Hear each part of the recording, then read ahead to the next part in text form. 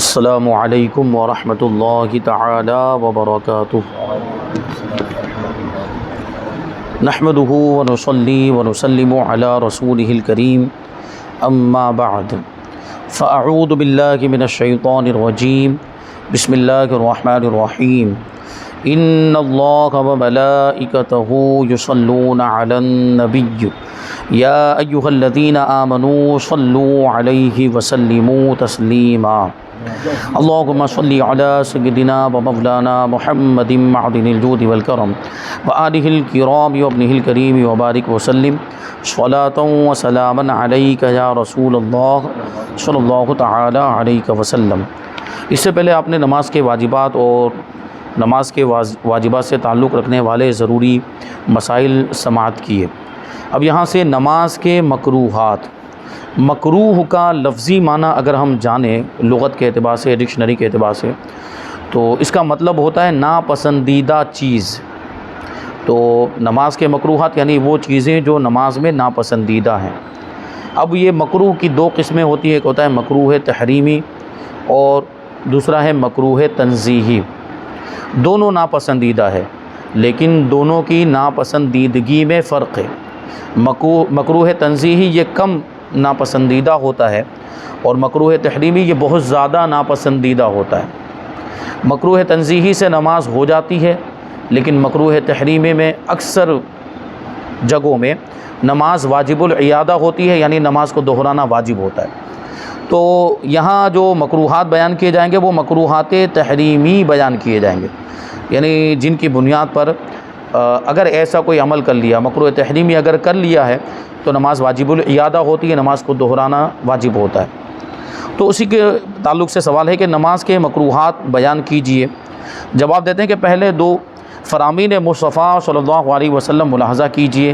ایک حدیث پاک فرمایا کہ ان لوگوں کا کیا حال ہے جو نماز میں آسمان کی طرف نظر اٹھاتے ہیں، انہیں چاہیے کہ ایسا نہ کریں ورنہ ان کی آنکھیں چھین لی جائیں گی، کیونکہ نماز میں ہر رکن کے اندر کس جگہ پر دیکھنا ہے وہ بتا دیا گیا۔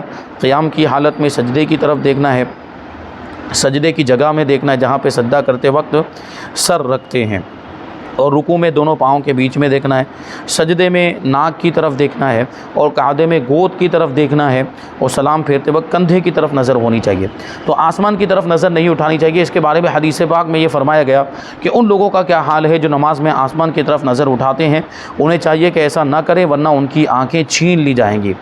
دوسری حدیث پاک، نماز کی حالت میں اپنی انگلیاں نہ چٹکھاؤ۔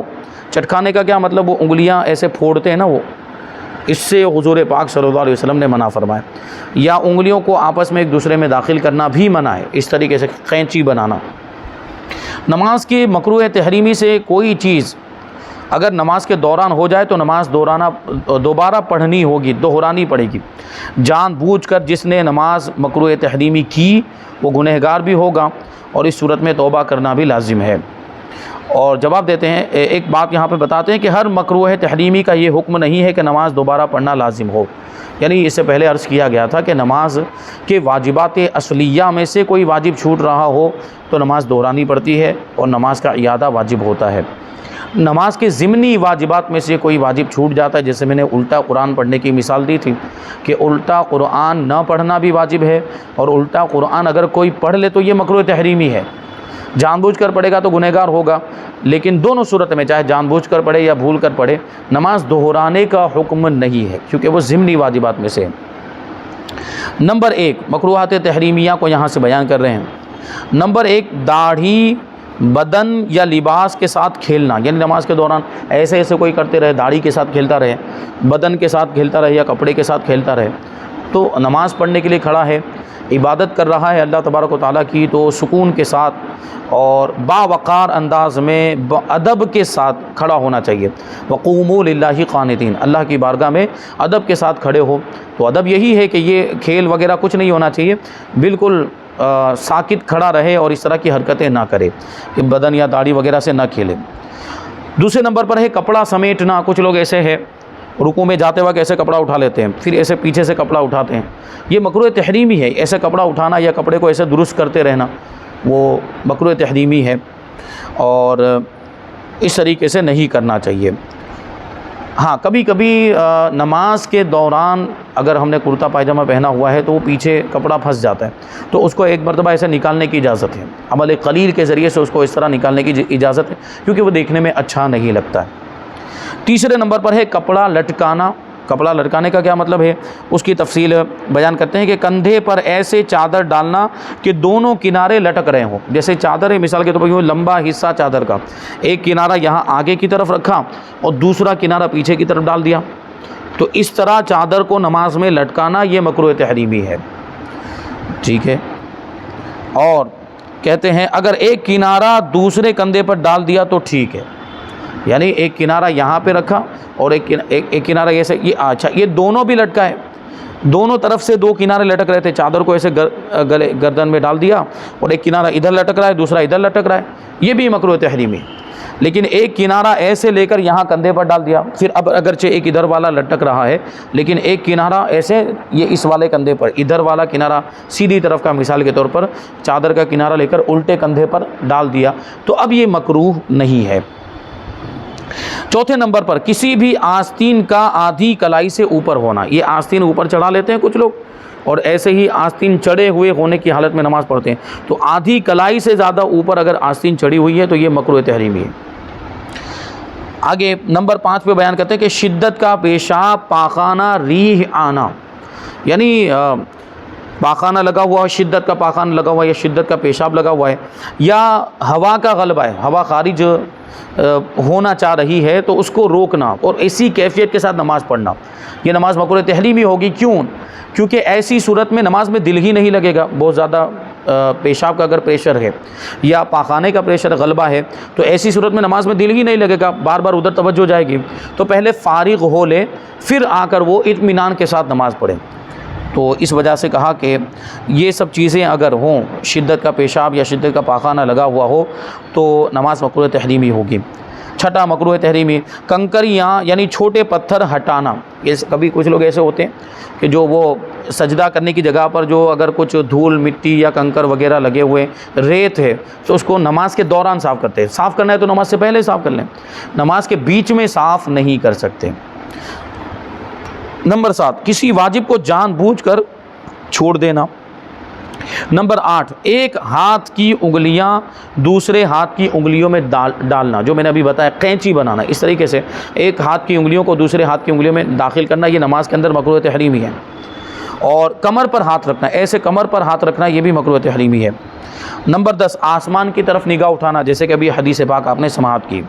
اور نمبر 11 ادھر ادھر منہ پھیر کر دیکھنا، چاہے تھوڑا منہ پھیرے یا زیادہ، ایسے گردن گھما کے یوں دیکھنا، یہ مکروہ تحریمی، اس طریقے سے گردن گھما گھما کے دیکھنا۔ اگر سینہ گھوم گیا اور سینہ 45 ڈگری سے باہر نکل گیا تو نماز ہی فاسد ہو جائے گی، نماز ہی ٹوٹ جائے گی۔ یہ صرف گردن ایسے گھما کر دیکھ رہا ہے چالو نماز کے اندر، سلام پھیرنے میں تو گھماتے ہی ہیں لیکن یہاں سلام پھیرنے سے پہلے کی بات کر رہے ہیں، نماز کے دوران جہاں پہ سر گھمانے کی اجازت نہیں، وہاں پہ ایسے سر گھما رہا ہے، وہاں پہ ایسے منہ گھما رہا ہے، تو وہاں اس طریقے سے گھما کر دیکھنے کی اجازت نہیں، بلکہ کنکھیوں سے دیکھنے کی بھی اجازت نہیں ہے۔ کنکھیوں سے دیکھنا مطلب کیا، وہ آنکھ کے کنارے سے کچھ لوگ ایسے دیکھتے ہیں، وہ بسا اوقات تو ایسا ہوتا ہے، ہم نے کچھ ایسے لوگوں کو بھی دیکھا کہ ان کے سامنے سے کوئی گزرتا ہے تو اس کو باقاعدہ سے گھور گھور کے دیکھتے ہیں چالو نماز کے اندر، وہ اگر جا رہا ہوتا ہے تو اس کا پیچھا، نگاہوں سے اس کا پیچھا کرتے ہیں، تو یہ غلط بات ہے نا، کہ مکروہ ہے، نماز کے اندر ایسا نہیں کرنا چاہیے۔ نماز کے اندر پوری توجہ نماز کے اندر ہی ہونی چاہیے، یہ سوچ کر نماز پڑھیں کہ ہم اللہ کی عبادت کر رہے ہیں اور ہمارا پروردگار ہمیں دیکھ رہا ہے، یہ تصور پیدا کریں تو ہمیں کس انداز میں پھر نماز پڑھنی چاہیے، ایک ایسا خشوع و خضوع پیدا کرنے کی کوشش کرنی چاہیے۔ 12 نمبر مرد کا سجدے میں کلائیاں بچھا دینا، یہ کلائیاں، حکم یہ ہے کہ یہ کلائیاں زمین سے ایسی اونچی رہنی چاہیے، لیکن اگر اس کو ایسے زمین پر بچھا دیا تو یہ مکروہ تحریمی ہے۔ اور آگے فرماتے ہیں 13 نمبر پر کسی شخص کے منہ کے سامنے نماز پڑھنا، کسی شخص کے چہرے کے سامنے، جیسے ابھی یہ اشفاق میرے سامنے بیٹھا ہوا ہے اور میں یہاں نماز پڑھنا شروع کر دوں تو میری نماز مکروہ تحریمی، کیونکہ اس کا چہرہ میری طرف ہے تو میری نماز مکروہ تحریمی۔ ہاں کوئی شخص ادھر منہ کر کے بیٹھا ہوا ہے، اس کی پیٹھ اگر نمازی کی طرف ہو رہی ہے تو وہ مکروہ نہیں ہے، ایسے تو نماز پڑھتے ہی ہیں، تو جماعت کے ساتھ بھی ویسے نماز ہوتی ہے، لیکن کوئی ادھر منہ کر کے بیٹھا ہوا ہے تو اس کے چہرے کی طرف رخ کر کے نماز نہیں پڑھ سکتے، نماز مکروہ تحریمی ہوگی۔ 14 نمبر نماز میں ناک اور منہ چھپانا، یعنی یہاں پر کوئی کپڑا وغیرہ لپیٹ لینا جس سے ناک چھپ جائے اور منہ چھپ جائے. تو اب آپ کے ذہن میں سوال آ رہا ہوگا ماسک لگانا، جو ابھی لاک ڈاؤن کے اندر جو کورونا وائرس کی بیماری اس میں یہ بہت چلا تھا. تو اس میں وہاں پر یہ ناک اور منہ چھپانا عام حالات میں مکروہ ہے، اور اس کی وجہ علماء نے کتابوں کے اندر لکھی ہے. یہ مجوسیوں سے مشابہت کی وجہ سے اس کو مکروہ قرار دیا گیا. مجوسی یعنی آگ کی پوجا کرنے والے، آتش پرست. وہ جب آگ کی پوجا کرتے ہیں تو وہ اپنی ناک اور منہ کو چھپا لیتے ہیں. تو اس وقت وہ عبادت کر رہے ہوتے ہیں اور ان کا یہ طریقہ بن چکا ہے، ان کا یہ شعار، ان کی یہ پہچان بن چکی ہے. اس وجہ سے مسلمانوں کو اس سے منع کیا گیا کہ اپنی عبادت کے وقت یعنی نماز پڑھتے وقت ناک اور منہ کو نہ چھپائیں تاکہ ان سے مشابہت نہ ہونے پائے. لیکن ہم دیکھیں کورونا وائرس کے زمانے میں ابھی تو الحمدللہ وہ وبا چلی گئی. اللہ کرے کہ ایسی وبا دوبارہ نہ آئے، اللہ تعالی ہم سب کی حفاظت فرمائے.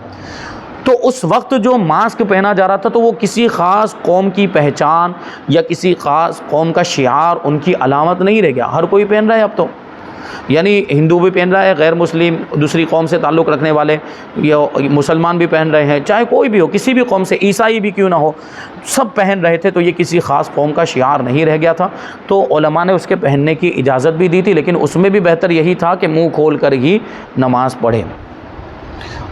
اب 15 نمبر پر فرماتے کہ بلا ضرورت بلغم وغیرہ نکالنا، نماز کے اندر کھکھارنا یا جان بوجھ کر بلغم نکالنا، یہ وہاں مناسب نہیں ہے کہ ہم عبادت کے اندر ہیں تو یہ کرنا، اور اس سے گھن بھی آتی ہے، آس پاس والوں کو اس سے تکلیف ہوگی. 16 نمبر پر جان بوجھ کر جماہی لینا، جماہی مطلب بگاسا، جان بوجھ کر نہیں آ رہا پھر بھی اور آئے تو اس کو روکنے کی کوشش کرنی چاہیے. جان بوجھ کر لے گا تو مکروہ تحریمی، لیکن ویسے ہی آ جائے تو اس کو روکنے کی کوشش کرنی چاہیے. اور اگر قیام کی حالت میں ہے تو سیدھے ہاتھ کو منہ پر رکھ کے منہ کو بند کرنا چاہیے، اور دوسرے کسی رکن کے اندر ہے تو الٹے ہاتھ کی پشت کے ذریعے سے ایسے الٹے ہاتھ کی پشت کو منہ پہ رکھے منہ کو بند کرنا چاہیے. اس طریقے سے منہ کو بند کرنا چاہیے. قیام میں سیدھے ہاتھ سے بند کریں گے اور دوسرے ارکان میں یہ الٹے ہاتھ کی پشت سے منہ کو بند کرنا ہے. اور اس کے بارے میں ایک طریقہ بتایا گیا، شاید آگے اس کو بتائیں گے، کہ اگر جماہی آ ہی جائے، بگاسا آ ہی جائے تو کیا کرنا چاہیے؟ فوراً یہ تصور کرنا چاہیے کہ انبیاء کرام کو جماہی نہیں آتی تھی، انبیاء کرام علیہم الصلوۃ والسلام کو جماہی نہیں آتی تھی. یہ سوچتے ہی وہ فوراً دفع ہو جائے گی، وہ جو جماہی کی کیفیت ہے فوراً دور ہو جائے گی. یہ آپ تجربہ کر کے دیکھ سکتے ہیں. 17 نمبر پر ہے قراءت رکوع میں پہنچ کر ختم کرنا، یعنی قراءت تو قیام کی حالت میں کرتے ہیں جب تک کھڑے ہوئے ہیں. تو کچھ لوگوں کو ایسا دیکھا بھی گیا کہ وہ ابھی آخری آیت پڑھ رہے ہوتے ہیں، وہ آخری آیت مکمل نہیں ہوتی ہے کہ رکوع میں چلے جاتے ہیں، اور رکوع میں جا کر ان کی آیت مکمل ہوتی ہے. ایسا کرنا مکروہ تحریمی ہے. تو قراءت کو پورے طور پر مکمل کریں، پھر اللہ اکبر کہتے ہوئے جھکیں اور جھکتے ہوئے پھر رکوع میں جائیں.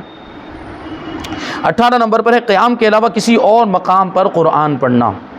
اور 19 نمبر پر ہے انگلیاں چٹکھانا، یعنی انگلیاں پھوڑنا، جو کٹ کٹ کی آواز آتی ہے، ایسے انگلیاں پھوڑنا، یہ بھی مکروہ تحریمی. اور 20 نمبر پر ہے امام سے پہلے رکوع سجدے میں چلے جانا یا امام سے پہلے سر اٹھا دینا. 21 نمبر پر ہے جاندار کی تصویر والے لباس میں نماز پڑھنا. اور نمبر 22 پر الٹا قرآن پڑھنا، مثلا پہلے سورہ ناس پڑھ لی پھر سورہ فلق پڑھنا. تو سورہ ناس بعد میں، سورہ فلق پہلے سورہ ناس پڑھی پھر سورہ فلق پڑھی، تو یہ الٹا ہو گیا. ابھی میں نے اس کے بارے میں کہا کہ یہ مکروہ تحریمی تو ہے، لیکن یہاں نماز دہرانے کی حاجت نہیں. اگرچہ جان بوجھ کر الٹا قرآن پڑھے گا گنہگار ہوگا، لیکن نماز دہرانے کی حاجت نہیں ہے. اسی کو کہتے ہیں کہ یہ نماز کا مکروہ تحریمی نہیں بلکہ قراءت کا مکروہ تحریمی ہے. جان بوجھ کر جس نے ایسا کیا وہ گنہگار ہوگا، مگر نماز دوبارہ پڑھنے کا حکم نہیں ہے. یہاں پر 22 مکروہات تحریمیہ بیان کیے ہیں. اب مکروہ تحریمی سے تعلق رکھنے والے کچھ ضروری مسائل بیان کرتے ہیں. سوال ہے کہ تشبیک کسے کہتے ہیں اور اس کا حکم کیا ہے؟ جواب: ایک ہاتھ کی انگلیاں دوسرے ہاتھ کی انگلیوں میں ڈالنا تشبیک ہے، اس کو تشبیک کہا جاتا ہے. دوران نماز یا توابع نماز میں، مثلا نماز کے لیے جاتے ہوئے یا نماز کا انتظار کرتے ہوئے تشبیک کرنا مکروہ تحریمی، یعنی نماز کے اندر تو مکروہ تحریمی ہے، نماز کے آگے پیچھے بھی، نماز کے لیے جا رہے ہوں تب بھی یہ نہیں ہونا چاہیے، اور نماز کے انتظار میں بیٹھے ہوئے ہوں تب بھی یہ اس طرح جو ہے انگلیاں ایک دوسرے میں داخل نہیں کرنی چاہیے، یہ مکروہ تحریمی ہے.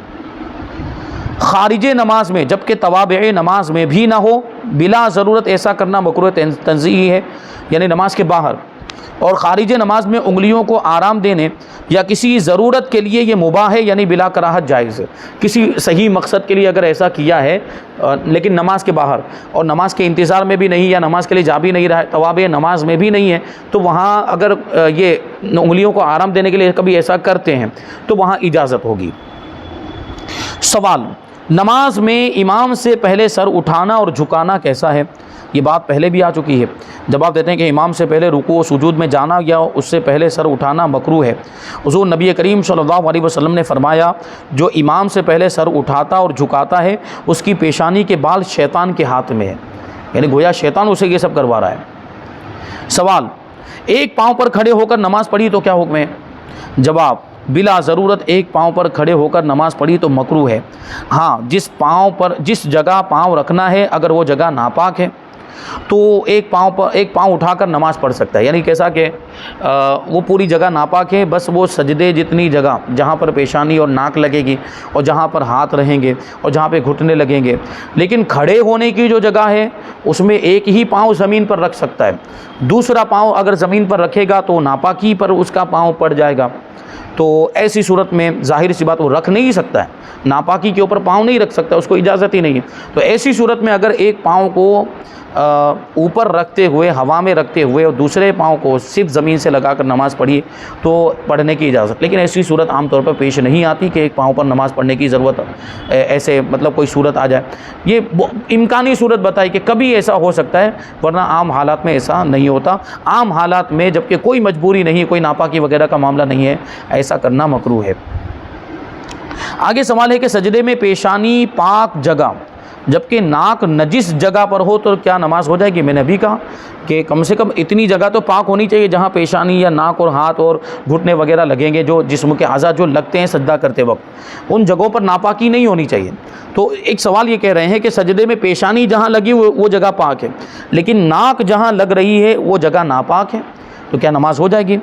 جواب دیتے ہیں جی ہاں، نماز ہو جائے گی کہ ناک درہم سے کم جگہ پر لگتی ہے، کہ ناک کا یہ اتنا حصہ لگے گا وہ درہم سے کم جگہ کو گھیرتا ہے، لیکن بلا ضرورت یہ بھی مکروہ ہے۔ اگر پاک جگہ موجود ہے تو پھر گندی جگہ پر پڑھنے کی اجازت کیسے ہوگی؟ سوال: اگر نماز کی حالت میں صرف منہ قبلے سے پھیر دیا تو کیا حکم ہے؟ جواب: اگر منہ قبلے سے پھیرا تو واجب ہے کہ فوراً قبلے کی جانب کر لے، اس صورت میں نماز فاسد نہ ہوگی، لیکن بلا ضرورت ایسا کرنا بھی مکروہ تحریمی ہے۔ سوال: نماز میں تکبیر تحریمہ کے بجائے سبحان اللہ کہہ کر نماز شروع کی تو کیا حکم ہے؟ جواب: اس صورت میں نماز شروع ہو جائے گی، لیکن اللہ اکبر کی جگہ سبحان اللہ کہنا مکروہ تحریمی ہے، کیونکہ اس سے پہلے نماز کے واجبات میں آپ نے سنا کہ تکبیر تحریمہ کا مطلب ہوتا ہے، تکبیر کا مطلب ہوتا ہے اللہ کی بڑائی بیان کرنا۔ اب وہ کسی بھی کلمے کے ذریعے سے ہو سکتی ہے اللہ کی بڑائی، یعنی جس کلمے میں بھی اللہ کی تعریف ہو، تو سبحان اللہ میں بھی تو اللہ کی تعریف، اللہ کی پاکی بیان کی جا رہی ہے، اور اللہ اکبر میں بھی اللہ کی بڑائی بیان کی جا رہی ہے۔ تو یہاں سبحان اللہ کہنے سے تکبیر تحریمہ کا فرض تو ادا ہو جائے گا، لیکن واجبات نماز میں آپ نے یہ سماعت کیا کہ اللہ اکبر کہنا، تکبیر تحریمہ میں اللہ اکبر کہنا واجب ہے، اللہ اکبر سے نماز کو شروع کرنا یہ واجب ہے، تو وہ واجب چھوٹ گیا، اس واجب کے چھوٹ جانے کی وجہ سے نماز مکروہ تحریمی ہوتی ہے۔ اب یہاں پر ایک آخری سوال اس بیان میں شامل کرتے ہیں، پھر اس کے بعد نماز کو توڑنے والی چیزیں۔ وہ یہ سوال ہے کہ نماز میں شلوار کے ساتھ شرٹ پہنی ہو تو اس میں کوئی حرج تو نہیں، یعنی نیچے شلوار اور اوپر سے شرٹ پہن لیا، تو ایسی صورت میں کیا حکم ہوگا؟ کہتے ہیں کہ فل آستین کی شرٹ ہو یا نصف آستین کی، آدھی آستین کی شرٹ ہو، اسے شلوار کے ساتھ عام طور پر آدمی گھر میں سوتے وقت یا کام کاج کے وقت پہن لیتا ہے، لیکن اسے پہن کر بزرگوں کے سامنے جانا معیوب یعنی برا سمجھتا ہے اور شرم محسوس کرتا ہے کہ نیچے شلوار ہو اور اوپر سے شرٹ ہو، تو کسی معظم دینی کے پاس، کسی پیر صاحب کے پاس، کسی بزرگ کے پاس اس طرح وہ نہیں جانتا، بلکہ اس کو چینج کر کے جائے گا، اچھا لباس پہن کے جائے گا۔